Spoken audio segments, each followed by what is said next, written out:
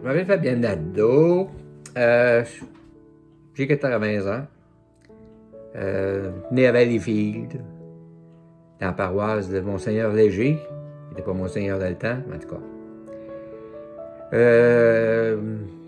Mes parents, mon père venait d'une grosse famille.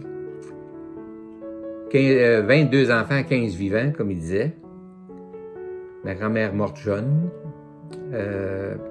Puis du côté de ma mère, il était 10. Donc des grosses familles du temps.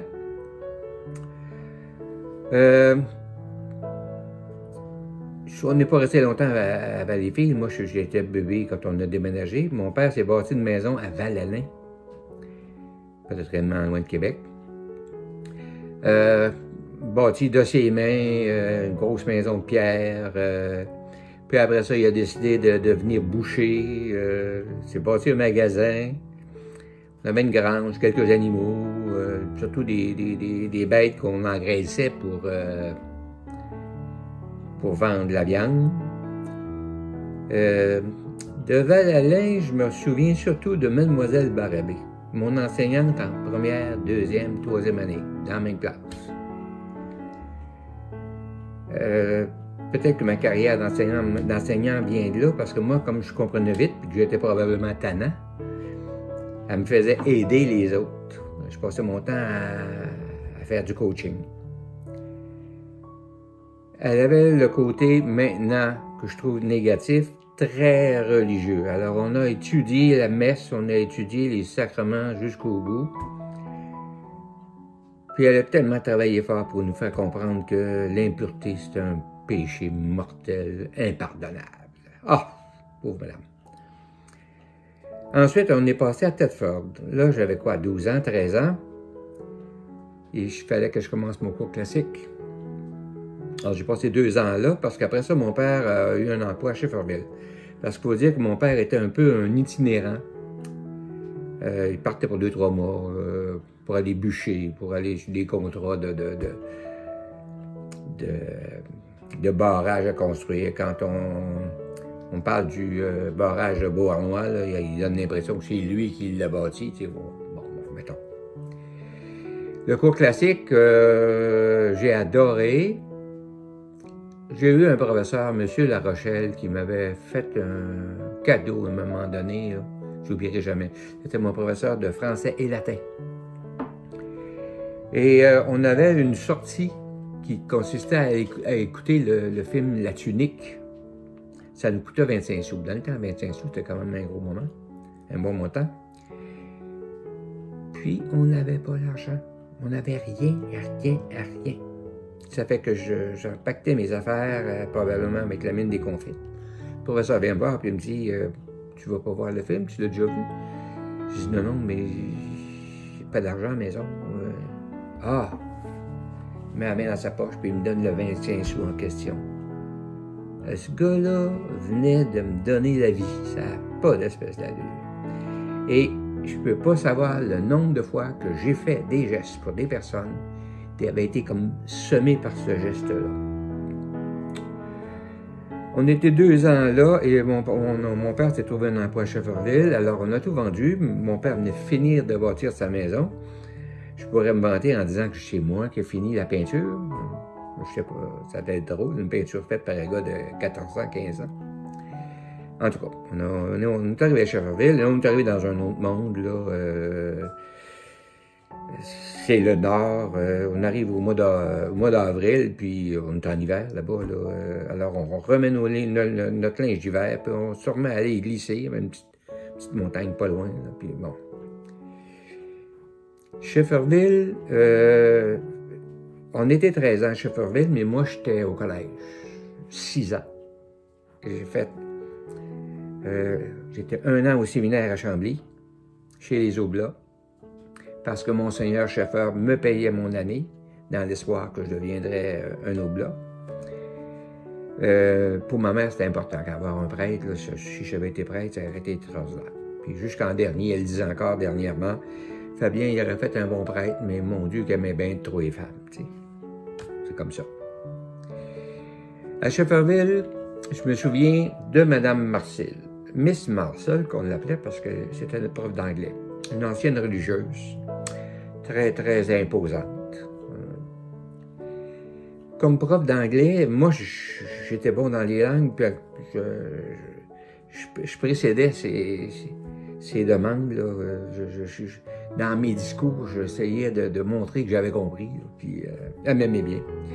Mais en maths et en sciences, j'étais 0, 0, 0. Puis j'ai répété ma 4e secondaire, parce que passer du cours classique au cours régulier, ça m'aurait mal. Et la 2e année, j'avais encore échoué mes maths. Fait que mon père, il a dit, bon, pas de patience avec ça, là, toi, tu vas aller travailler, mon gars. Pas capable de faire l'école, tu vas aller travailler.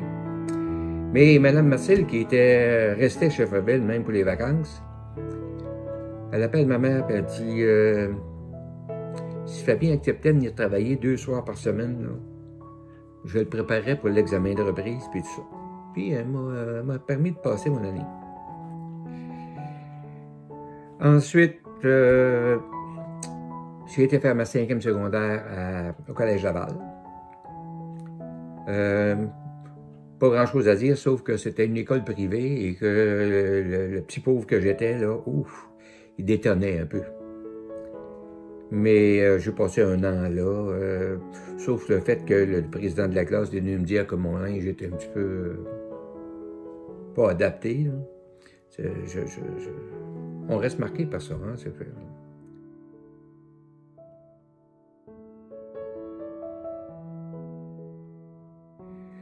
Et après ça, qu'est-ce qu'on fait? On a fait on appelle ça les portes ouvertes à l'Université de Montréal. Et en regardant les équations au tableau, tout ça, j'ai découvert que maths, ingénieur, pharmacien, médecin, là, oublie ça. Fait que je me suis inscrit à l'école normale, à Rimouski, une toute jeune école normale. J'ai adoré l'école normale, mais j'étais pas un étudiant. J'étais pas un étudiant modèle, j'étais pas un intellectuel, j'avais de la facilité, puis malheureusement, ça passait juste des fois. Vers la fin de mes études, alors j'ai passé un bout là, difficile, pas motivé. Aujourd'hui, on dirait déprimé, mais je suis pas sûr que c'était juste ça, là. Et moi, j'avais pris un emploi dans un motel. Et je commençais à 4 heures, puis je travaillais jusqu'à minuit à peu près. Puis après ça, je dormais là et c'est moi qui répondais aux clients la nuit aussi. Et peut-être que c'est ça qui m'a... Finalement, à un moment donné, sur un coup de tête, je suis parti. Puis j'ai fait un drôle de chemin pour m'en aller à Chevreville, rouler en avion, puis va coucher chez un ex-collègue, puis tout ça, puis bon, un drôle de chemin. Puis bon, mes parents, mon père, le lendemain matin, mon père ne s'occupait pas beaucoup d'éducation, mais le lendemain matin, mon père n'était pas allé travailler. Puis quand je me suis levé, on avait une réunion de famille. Puis lui, il est allé direct à ce qu'il pensait. Et il dit, bon, t'as-tu une blonde? Es-tu enceinte? Qu'est-ce qui se passe? J'ai dit, non, j'ai pas de blonde. Ben, c'est drôle, parce qu'elle a appelé hier. Elle a appelé hier. Qui? Et je ne me rappelle plus du nom, ça m'échappe, mais en tout cas, c'était très important. C'était une enseignante dans laquelle j'avais fait mon stage. Puis j'étais allé avec elle au souper de la semaine de l'éducation. On avait sorti 2-3 fois après, mais après ça, elle s'est mise à me relancer, puis tout ça. Je n'en voulais pas. T'sais. Alors, quand elle avait su que j'étais parti, elle avait appelé chez mes parents. Mes parents ne savaient pas que je m'en venais. C'était assez pas pire. Et là, ben, je cherche un peu ma vie. J'étais à Chevreville, j'ai laissé mes études. Qu'est-ce que je fais? Mon boss appelle à la maison à Chevreville. J'ai dit, comment va Fabien? Ma mère a dit, ben là, il est perdu un peu, là, puis il dit, j'ai connu ça, moi. Moi, je ferais une affaire, là. S'il veut revenir finir son année, il fournit la chambre gratuitement, chambre et pension gratuitement jusqu'à la fin de l'année. Ça a été comme le déclic qui a fait que, bon, on se réveille pour se rendre. Là, j'arrive à l'école, on va directeur des études. J'avais manqué beaucoup de cours, hein. C'était pas... Ben, il dit, écoute, moi, je vais te dire une affaire, là. Il te reste un mois. Fais ce qu'il y a à faire, fais les travaux qu'il y a à faire, puis on oublie tes absences. T'sais. Fait que j'ai passé mon dernier mois là, ça m'a permis de sauver mon année, puis de devenir un professeur. Alors, j'ai mon diplôme, puis je fais une demande d'emploi à un seul endroit, Commission scolaire du Golfe, pour Shefferville. Puis je suis engagé. Dans des circonstances, comment je dirais, mon début de carrière, c'est vraiment spécial parce que on avait trois classes, secondaire 1, 2, 3. 35 élèves peut-être en tout. Puis 6 profs qui s'occupaient de ça. Plus un qui était comme le directeur. Très, très, très agréable. C'était comme communautaire, c'était partager la tâche. Alors, j'enseignais le français, c'était ma matière principale, mais il manquait un bout de maths en première secondaire, fait que les maths en première secondaire, puis on complétait les tâches comme ça. Le directeur qu'on avait à ce moment-là était un monsieur, on ne le savait pas, mais qui était un traumatisé, qui avait eu des problèmes de violence avec les élèves. Et c'était terrible. C'était terrible. On aurait aimé mieux pas l'avoir d'impact. Il n'était pas là, pauvre monsieur. La deuxième année est arrivé monsieur Gendreau, un ancien frère missionnaire, maintenant marié, un monsieur d'une classe, mais d'une classe. Alors ça a été extraordinaire, ça a changé totalement, puis il nous coachait, puis il avait la misère avec moi parce que quand j'en avais assez, moi j'arrêtais une demi-journée, une journée, puis ça je repensais. Puis il disait, il est bizarre, il est malade une demi-journée, puis il revient. Et M. Gendreau est décédé au mois de février de cette deuxième année-là. Et je ne sais pas si je suis correct avec deuxième ou troisième année, je suis pas sûr, peut-être la troisième. Et bon, la direction, ils ont fait le tour des profs. Puis ils ont dit, bon, le seul qui peut prendre ça, c'est Fabien. 27 ans. J'ai jamais dit non à n'importe quoi. Fait que, complètement inconscient du défi qu'on avait. Bon, comme directeur, on a des décisions à prendre et j'étais très vite sur les décisions. Je pouvais, par exemple, donner congé aux élèves pour une période pour qu'ils aillent appuyer l'équipe de hockey de l'école, puis tout ça. Les autres profs disaient, c'est une misère. J'ai un regret, j'ai donné la strap à un élève.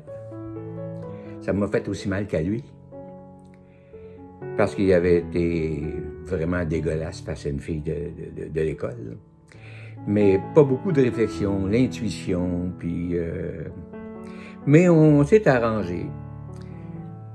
Vers la quatrième année, avant la cinquième année, la quatrième année, bon, le directeur général vient, puis il commence à me dire que, étant donné le nombre d'élèves qu'on avait, on était quand même rendu à 50 quelques, ça avait augmenté, mais que j'avais pas le titre de directeur, mais de professeur responsable. Et donc, qu'il allait me couper un mois de salaire. Je ne l'ai pas pris. Fait que j'ai dit, écoute, je comprends ça, là, mais moi, je suis arrivé ici, j'ai rentré le 2 août. Tout placer les affaires, tout me préparer, puis tout ça. Si vous m'aviez dit que j'avais pas besoin de rentrer, je serais pas rentré. Donc, j'ai dit, bon, écoute, je comprends, là, tu es rentré le 2 août, là, on va oublier ça pour cette année, mais l'année prochaine, tu vas tomber à un salaire de prof, avec un petit bonus, puis tout ça. Ça m'a comme un peu démotivé.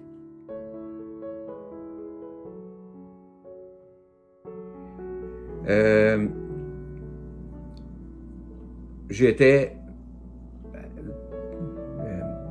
en train de parler que quand je suis parti de Shefferville, j'ai donné ma démission et là, on m'a offert une bourse. On m'offrait de 2 ans, 3 ans d'études, on a fait une maîtrise, avec la condition que je retourne travailler 2 ans pour chaque année qui me payait. T'sais. Mais j'étais assez tanné pour dire non. À un moment donné, j'avais rencontré un de la direction, puis il dit, on n'a même pas réussi à te raccrocher avec ça. Mais c'est une bonne chose parce que le petit bout que j'avais fait d'administration m'a fait réaliser que je n'étais pas fait pour l'administration. Moi, je suis fait pour faire mon show à classe. C'est ça que je voulais faire. Alors, en partant de Shefferville, ben, mes parents étaient à Contrecœur, donc j'ai vu la région de Sorel-Tracy. On m'avait dit qu'il y avait toujours des postes ouverts en enseignement des sciences religieuses. J'étais pas vraiment là-dedans, mais je me suis dit, je me débrouillerai, tu sais. Fait que j'ai eu un poste en sciences religieuses à l'école Bernard, mais ça, c'était un débordement là, du temps de la double promotion là, de 6e année et 7e année. Là. Fait qu'on était puis après ça, je suis allé à la polyvalente. Et à la polyvalente, c'est là que j'ai plus connu Paul-Émile, mon chum. Puis, une chose que j'ai faite à la polyvalente, c'est qu'à un moment donné, on voulait avoir une équipe de professeurs pour le professionnel. Des process comme un peu spécialisés avec cette clientèle-là. Un peu fou, j'ai dit, je vais y aller. Mais enseigner les sciences religieuses à des gars de professionnels, les mots religieux, c'est pas de la même manière que moi qu'ils l'utilisaient. Par contre, moi, j'étais un gars cool, tout ça. J'ai joué avec eux autres. On s'est donné des bines chez les bras. Bon. J'ai réussi, je pense, le mieux possible.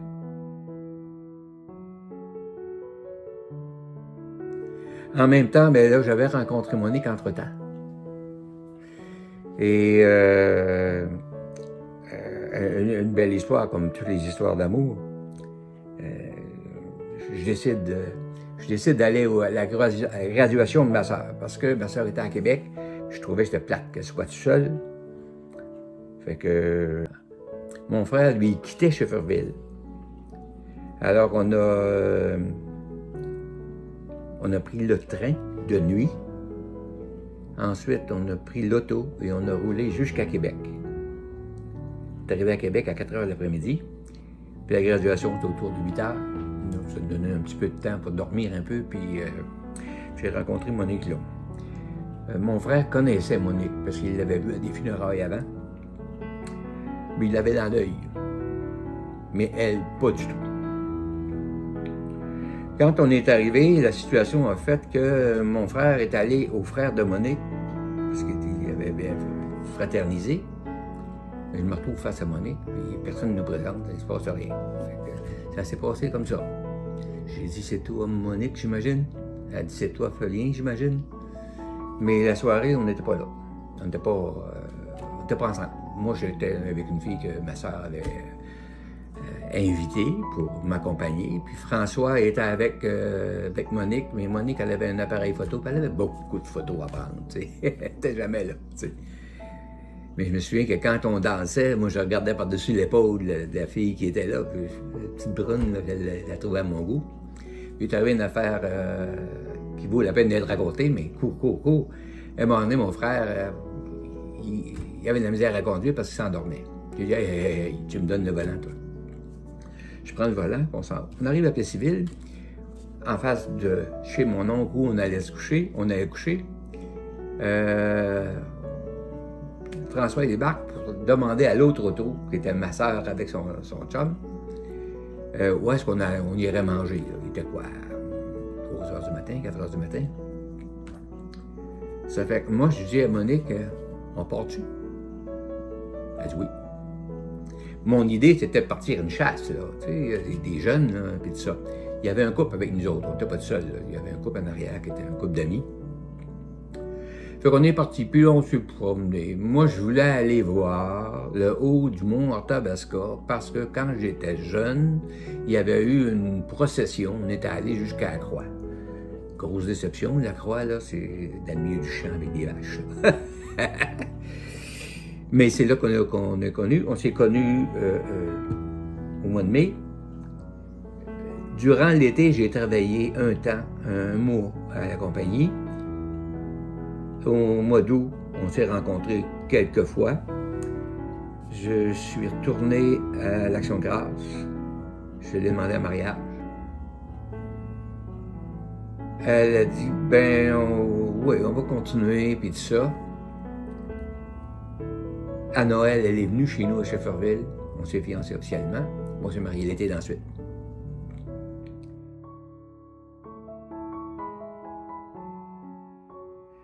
Entre-temps, mais évidemment, on avait eu les enfants, là, Martin à Shefferville, René-Claude à Sorel, Marie-Pascale et Anne-Lise ici à Saint-Hyacinthe. On restait dans le petit logement à côté, après ça on a acheté ici. Les enfants, l'éducation, le sport, le loisir, la nature, la pêche, tout ce qu'ils font, là, ça, on a vécu ça, puis ils nous redisent ça maintenant, ce qu'ils se souviennent, c'est ça. On a eu 4 enfants. Martin qui est né à Shefferville. On a souvent fait des blagues. Quand tu faisais des blagues de Newfield, dire pas trop des blagues de Newfield, toi, t'es né pas loin. Labrador, c'était proche. Martin est né en 69. Aujourd'hui, il est travailleur social. Il travaille, il est à Varennes avec des groupes communautaires. Puis, il est rendu à sa 3e conjointe, là, il y a des enfants, 2 enfants de sa première femme qui est décédée dernièrement. Ce sont des filles dans la vingtaine. Puis il y a deux autres jeunes, Mathilde qui était au secondaire, puis Julien qui va monter au secondaire à l'automne. Bon, René-Claude a fait des études, NS70, fait des études en théologie. Elle n'a pas beaucoup travaillé en pastoral. Elle a fait des certificats en garderie, elle a fait en environnement. Actuellement, elle fait partie d'un groupe qui donne des formations aux jeunes dans les camps de vacances ou les camps de jour en environnement. Marie-Pascale, un cheminement très... Bon, elle a eu des cours en mode, elle a eu des cours en andragogie, enseignement aux adultes, puis finalement, elle a fait un cours en technopédagogie. Donc, elle est spécialiste à faire des documents d'enseignement pour les compagnies. Actuellement, elle travaille pour l'Institut de santé du Québec. Et elle travaille sur un projet pour avoir des formations pour sensibiliser le personnel de la santé à l'environnement. Ça fait que ça met les choses et tout ça. Puis Anne-Lise, c'est une artiste. Elle a fait un bac en chant jazz. Elle a eu un beau projet de personnage pour les jeunes, pour les très jeunes même, qui s'appelait Anne Lune, qui est mort à cause de la pandémie, probablement. Aussi parce que ces spectacles-là, pour les jeunes, sont financés par les subventions des gouvernements. Puis quand les subventions baissent, il n'y a plus d'argent. Aujourd'hui, elle est comédienne. Gagne surtout sa vie avec de la figuration, un peu de publicité. Mais ça arrange bien. Alors, c'est ça, c'est la famille. Bon, je parlais des enfants de Martin tantôt. Marie-Pascale a trois grands-enfants. Quand je dis grand, là, 6 pieds. René-Claude en a 3 aussi. Puis Annelise en a 2. Pardon, 3. Alors, ça nous fait 13 petits-enfants, plus des petits-enfants des familles rapaillées, là. C'est une belle famille. De toute façon, de quoi s'occuper.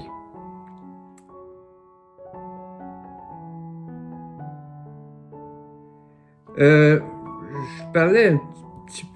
voudrais parler un petit peu de la spiritualité dans notre vie. Moi, j'ai commencé à servir la messe avant de savoir lire. J'ai appris les prières par cœur. Parce que dans notre petite paroisse, le gars qui servait la messe depuis des années, il avait 14 ans, puis il s'en allait dans le bois. Il s'en allait bûcher. J'ai servi la messe. Je suis allé au séminaire à Chambly. À l'école normale, il y avait besoin de servants de messe. Ben, je suis rendu à 20 ans, 21 ans, mais je servais encore la messe. Ça faisait pas de moi de quelqu'un de très, très religieux. Mais ensuite, quand j'ai enseigné les sciences religieuses, j'ai dû me perfectionner en sciences religieuses. J'ai suivi un certificat en théologie à l'Université de Montréal. Ça a placé bien des affaires au niveau de la partie critique de la théologie. Ça me fait comprendre bien des choses. On a fait l'expérience de la famille Bethléem où on a vraiment vécu la communauté avec des membres variés de toutes les sortes. Mais ça n'a pas fonctionné, les limites humaines étant ce qu'elles sont. On a vécu le Curcio où on s'est engagé dans la recherche et dans l'enseignement. Et, bon, puis j'oublie le fait qu'on a eu un ami qui était prédicateur, qu'on allait prêcher avec lui. On a vraiment été jusqu'au bout de la recherche. Maintenant, on est plus tranquille. Monique est encore assez religieuse. Pas moi, pas du tout vraiment. Mais faut pas renier ce qu'on a vécu. Là. Ça a été précieux. Puis entre-temps, je me suis intéressé à la pastorale. Je sais pas pourquoi, là. Mais je me suis mis à offrir mes services à l'animateur de pastorale. Quand il y avait des camps de pastorale, j'y allais, puis tout ça. Puis, mon chum, à un moment donné, ben, il m'a offert de cheminer avec eux autres, une petite communauté qu'on appelait la famille Bethléem. Puis avec un prêtre qui s'appelait Gilles Mathieu. C'est pas gentil de dire ça, mais c'était un copieur. Fait qu'il avait étudié en spiritualité à Rome, puis il avait ramassé des idées de communauté. Puis, mais on a vécu des choses extraordinaires au niveau des partages, des fins de semaine extraordinaires. Jusqu'à temps qu'on se rende compte que finalement, là, il y avait de l'abus au niveau de la parole, puis entre des personnes, puis tout ça. On a pris notre distance. Puis entre-temps, ben là, notre chum nous avait parrainé pour le Curcio. Fait qu'on s'en va vivre le Curcio. Moi, c'est mon oncle qui m'a parrainé, là, mais mon chum m'en avait parlé. On est allé vivre la fin de semaine du Curcio. Après ça, on a vécu la communauté. On a pris des responsabilités. On était responsables de communauté. Après ça, on a fait une communauté de recherche, puis l'école de formation. On s'est investi là-dedans, là, beaucoup. Quand j'avais vécu mon Curcio, à un moment donné, il m'est arrivé comme une illumination, là. C'est vrai. nous a enseigné, puis tout ça, là, c'est vrai. Puis après quelques années, ben, la même illumination est venue me dire, c'est de la foutaise. Je suis là, plus là du tout.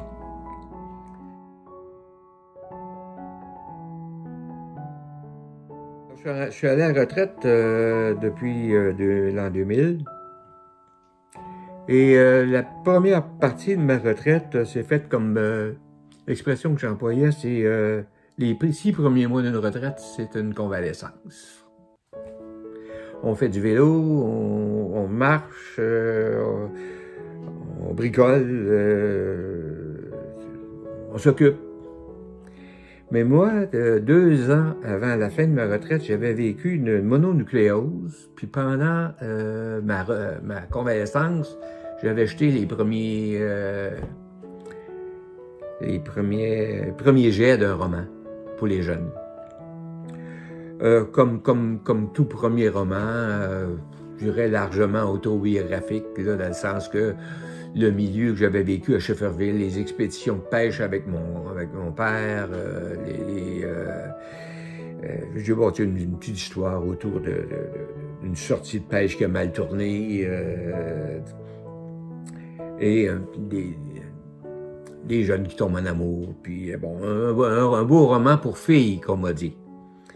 Et une fois qu'il a été publié en 2003, j'ai passé 2 ans à faire, je dirais pas de la promotion, mais à participer à des rencontres avec les élèves. On allait voir les élèves, surtout au primaire, fin du primaire. Puis pour expliquer un petit peu, c'est quoi la démarche d'un écrivain, qu'est-ce qu'on fait, puis tout ça. Parce que c'est pas évident. On a beau être prof de français, quand on est rendu à la 3e correction du roman, là, c'est quelque chose. Puis quand il est imprimé et qu'on découvre encore des erreurs, j'ai encore découvert une erreur cette semaine en regardant ça. J'ai participé à ce moment-là à une association d'auteurs qui m'a permis de rencontrer d'autres auteurs puis de réaliser que j'étais peut-être pas ma place. Le syndrome de l'intrus, j'ai bien vécu ça. Mais comme on avait besoin de bénévoles là-dedans pour faire du travail sur le site de courriel de l'association, ben, je vais travailler là-dedans. On a même peinturé des locaux à un moment donné. C'est ça que ça mène à être écrivain. Bon, ça. Avec mon frère, Réal, on s'est donné des rencontres de pêche. Alors, Réal a un bateau, on s'en va sur le fleuve, on passe la journée, qu'on prenne du poisson au bout, ça n'a pas tellement d'importance. Ça nous permet de placoter puis de revenir sur nos histoires du passé. J'ai enseigné avec lui, ça fait que c'est normal, on est proche.